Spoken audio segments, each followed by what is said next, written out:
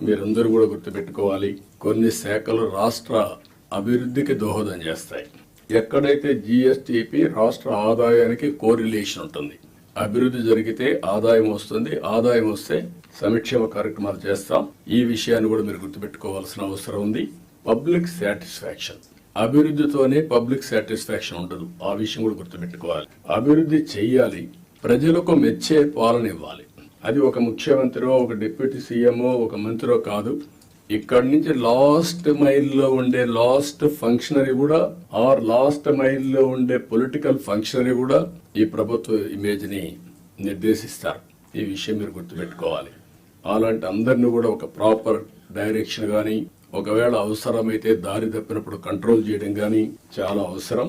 అందుకని మీ అందరినీ, అది కూడా నేను రాబోయే రోజుల్లో మనందరి బాధ్యత యాజ్ ఎ లీడర్, నా రెస్పాన్సిబిలిటీ, అందరి పర్ఫార్మెన్స్ అనలైజ్ చేసుకొని రైట్ మ్యాన్ రైట్ పొజిషన్ లో పెట్టి తద్వారా మెరుగైన పాలన ప్రజలకు అందించడం ఒక చీఫ్ మినిస్టర్ గా, ఒక డిప్యూటీ చీఫ్ మినిస్టర్ గా మా బాధ్యత.